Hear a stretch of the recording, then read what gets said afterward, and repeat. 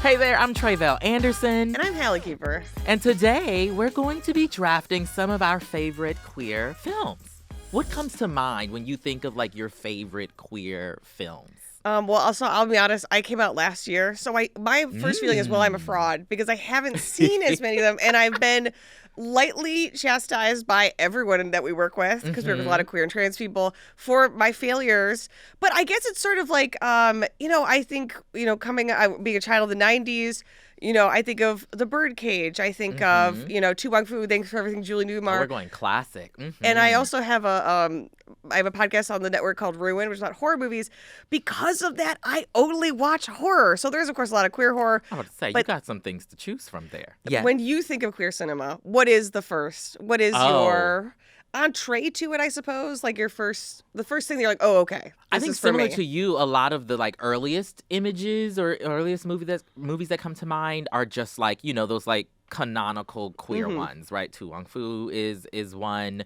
There's a number of movies that are Black queer movies in particular that were foundational to me. But it's about a movie that sticks with you, right? That you see it and you feel forever changed after watching it. Personally, as someone who only awakened to my queerness last year after getting engaged to a man and then going to psychotherapy, I was I don't know if I have those films, but I definitely can identify the most iconic queer films, which we have sourced from our own viewing experience and from the Crooked staff. One by one, we'll choose a film, and at the end, have you all, the audience, decide who has curated the better list.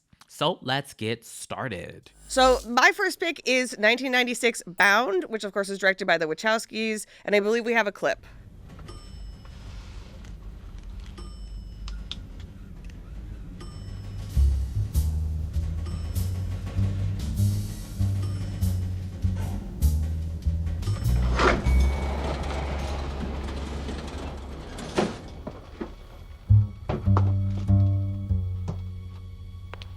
I mean, really, what else is there to say? The idea, well, first of all, Gina Gershon and Jennifer Tilly, incredibly hot.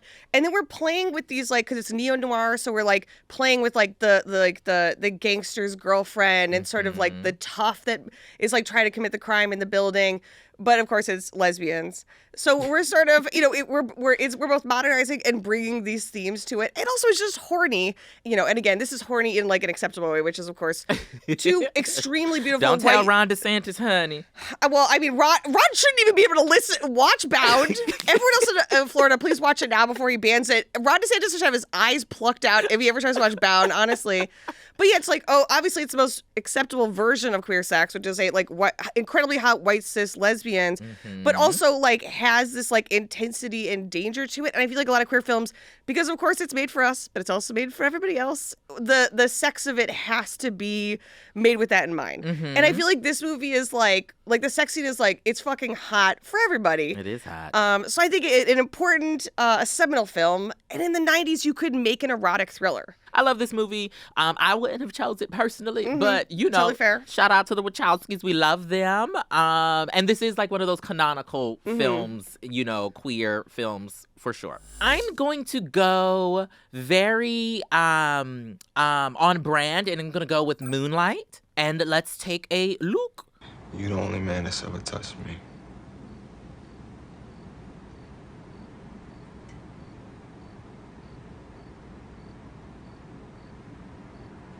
You're the only one.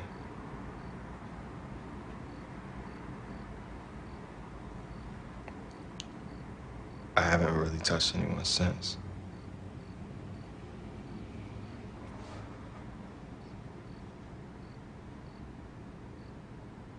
I chose Moonlight, I think for the obvious reasons, right? Particularly a lot of my work is around Black queer film, Black queer representation, right? This movie kind of, Barry Jenkins, shout out to Barry Jenkins, shout out to Terrell Alvin McCraney, who is the playwright whose play Moonlight is based off of. Both of them won Oscars that night, which, a wild What Oscars an incredible time. night. I mean, I was yes. backstage. I was Tre'vell. I was I covering didn't know it. that. I was a reporter at the Los Angeles Times, and I was in the press room, and we were like, "What the is going on. Oh my God. It was the longest night of my life. And also, what if Oscars? If you're gonna be at the Oscars, this should be that one. Well, valid point. Valid point. Just a not wild night. But that movie, right? I think as a Black queer tale in the ways that we feel it is and say it is, what it kind of represented for the community, it's like one of those movies that like I have to choose. I love it. It's great. Sumptuous storytelling. All of the acting is like 10 on 10 on 10 on 10 on 10. Now, it would have been great if, some of those actors were, queer people themselves. But, there's always room for feedback, criticism, and improvement with our cultural productions, even as we love them. Okay, so my next pick, and I think this is great because it is a seminal film, but also a film I imagine that you have a lot of opinions about, and that, of course, is Paris is Burning. But I believe we have a clip here.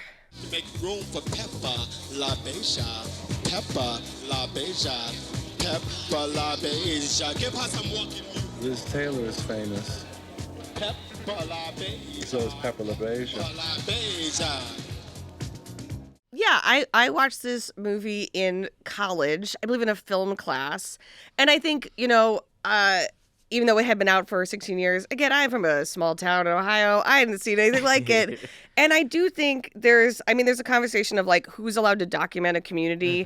But I do feel like, and I would love to get your opinion, like I remember seeing this and being like, this is incredible. Like this, like it was shot in a way that was depicting it as this like incredible experience in this community. At least to me, having seen this at the time I did as a white cis person, it was like, oh, okay. Yeah, it's always interesting, our discourse around Paris is Burning, because all of those things that you listed are very much so true, and yet still, I think it is a canonical piece of a film, right? Like, not only for the ways and its approach to documenting this culture and this community that still persists today, but so much about how we think about queerness and transness and our culture writ large can actually be traced to this documentary specifically, right? And with this film in particular, I was also going to choose it, but you got to it before me.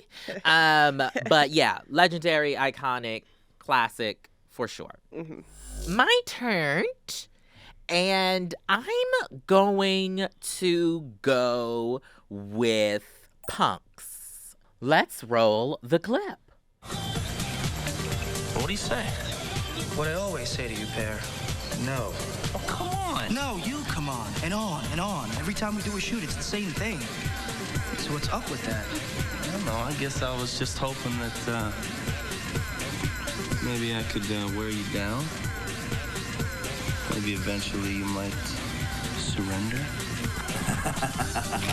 Come on. Come on, there you go. Come on, okay. Yeah, come on. So I chose this film because a lot of people need to know the history behind this particular picture, right? This is written and directed by Patrick Ian Polk. Patrick Ian Polk, I consider to be the, father, godfather, whatever, of Black queer cinema, particularly like scripted portrayals. It's four friends in Los Angeles. One of them is a TV writer trying to survive. One of them is a trans person. It's like an iconic, canonical, it should be canonical, in my opinion, film that we talk about when we're talking about queer cinema writ large, not just like Black queer cinema. And so that's why I chose it. But if you ever see some sort of like, they do commemoratory screenings and whatnot of this particular film, run, don't walk. I'm going to pick the next one, and I'm going to pick The Birdcage, one of the 90s seminal films we talked about, and we have a clip here. Maybe it is too much to introduce me as his mother on the first visit. Could you tell them I was a relative who dropped in? Val's uncle, Uncle Al. Oh, what's the point? To be Val's gay Uncle Al. Oh, I could play it straight? Oh, please, look at you. Look at the way you're holding your glass. Look at your pinky. Look at your posture. What? What about you? You're obviously not a cultural whatever it is. You've never been to a museum and you eat like a pig. Albert, these people are right-wing conservatives. They don't care if you're a pig. They just care if you're a fag. Valid point. And this to me, so this came out also in 1996, a great year for film, a great decade for film. It stars, of course, two of the biggest stars in the 90s, Nathan Lane and Robin Williams. And I think that, again, sort of like what is the acceptable version of a gay couple that like the broader society is fine with. It is a story that is crafted for a straight audience, but Robin Williams signing and Nathan Lane signing off on a movie like this feels like that is part of it, is like, unfortunately having to limit what that means and what queerness means for a larger audience, but then having a larger audience start to be introduced to these ideas and I don't know, in a way that it's like, oh, well, this is like the biggest star in the world being in this movie. So I feel for something about that made me feel like, well, this is if not, his best movie, an iconic queer film, just for his involvement alone, Yeah, I think a lot of people would agree with you.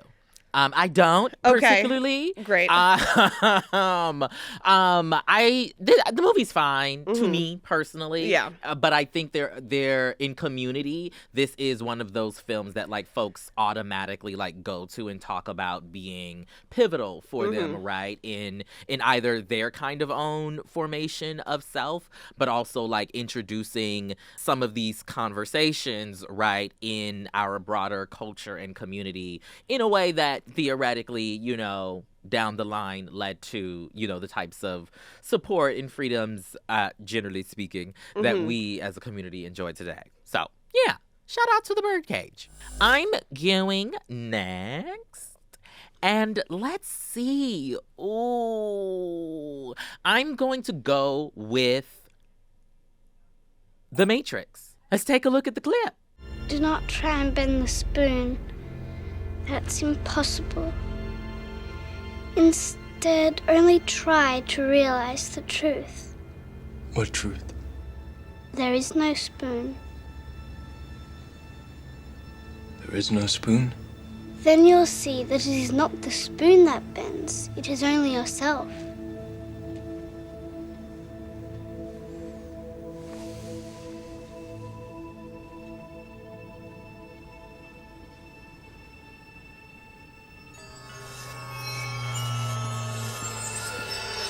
The Oracle will see you now. What I will say about The Matrix, right, is I think today, right, the film is seen as this trans allegory tale, and Lily Wachowski has affirmed that. But my reason for actually choosing it is not any of the, trans allegory or whatever. I chose this because my last name is Anderson. Oh, interesting. And so I grew up, right, with everyone. Mr. Anderson. Did you hate it or was annoying. it okay? I was like, is there absolutely something? Okay. was. I mean, people do it today as well. And now I'm gonna do it. And now it's even worse. But The Matrix in particular as a film, I think does speak to the freeing capabilities of queerness, broadly speaking. Like, even if Lily never said that it was a trans allegory, I think these types of pictures, the sci-fi, otherworldly type pictures really, I think, end up being, sites of possibility for queer people in a lot of particular ways. And I will say belongs on this draft for sure, The Matrix. Absolutely. All right, I'm going to go with next, but I'm a cheerleader, and we have a clip. I'm not perverted. I get good grades. I go to church. I'm a cheerleader. I'm not like all of you. Everyone reads Cosmo. Everyone looks at other girls all the time. But you only assume that they're thinking what you're thinking when they look. But they're not.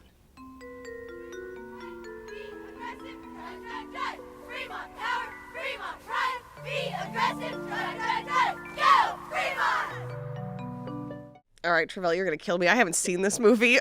Bear but you with chose me. It? It was influenced by the staff for me to choose it. Okay. I feel like I had to choose it. I had to represent. If anyone wants to explain why they think this should be on the list, Charlotte or Dunphy, I'll throw to you. We got Natasha Lyonne, Clea Duvall, RuPaul's in this movie, Dante Bosco for all my Avatar fans out there. The style, it has grace. I don't know, man. It's so funny. It's just great. It's one of the most like loudly, proudly, brightly colored gay movies. It's just a romp. I recommend. Thank you, Charlotte. Tre'vell, I know you've seen this movie. I have seen it. Also one of those classic, queer films. It's on every list every year when they're like 25 movies to watch for Pride, right? And so, yeah, it's cute. It's a nice little time capsule of a movie. Not my go-to, I will admit, but classic. And now, I'm going to go with, these are hard choices. You know the one that I want you to pick, right? I think I know the one you want me to pick. I'm going to pick Love, Simon. Okay, fair enough. I was hoping for Fifth Element, but that's I know. fine. I know. I mean, I just want to hear the explanation. You could leave it for me to still pick. Absolutely. Clip, please. No, I'm gay. Honey. And I don't want you guys to think anything different. I'm still me. Of course you are. Yeah. Simon. So you're gay. Which one of your old girlfriends turned you? Was it the one with the big eyebrow or the one with the braces? Dad, can you ever shut the hell up? I'm kidding. It's not I'm funny. kidding. Hey, Nora, just open up your gift, please. Like, this would be the movie that I watch, like, on a plane, because, like, you're gonna get a good cry, you know, particularly if you identify with, you know, what's going on screen.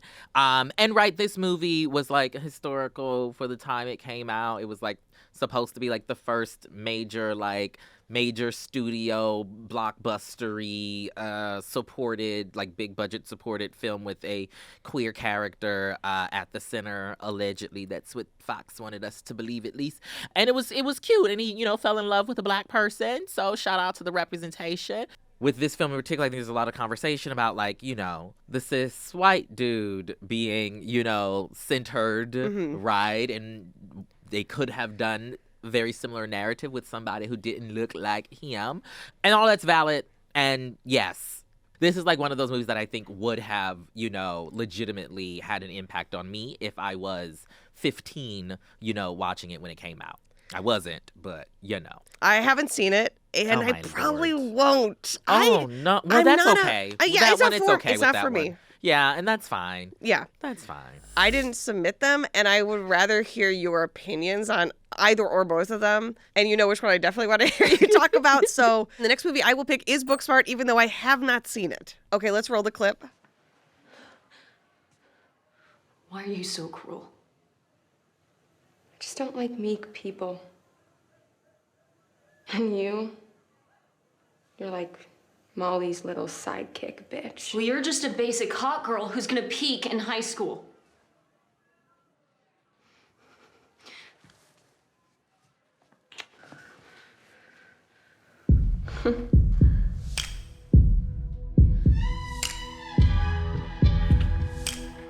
Well, I think similar to Love, Simon, had this movie come out when I was in high school, what could my life have been? We're having this larger conversation about, like, quote unquote, like, what children's experience are, and we're talking about, like, high schoolers, which is like, that is when you realize you're trans or queer.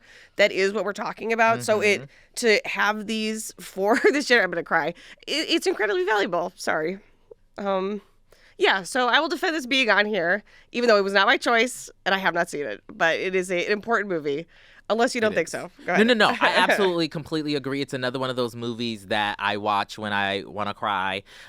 It's so well done, right? And also the way it explores the, you know, unfolding desire and, like, coming to accept oneself in that particular movie, I think is done really beautifully. So shout out to them. And so last but not least, I'm going with Fifth Element. Wonderful. Let's take a look at the clip.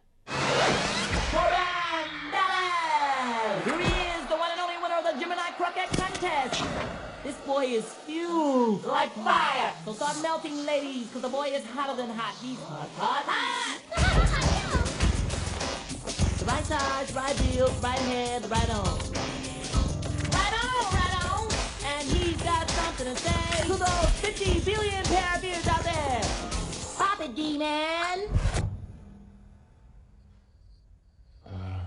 Hi.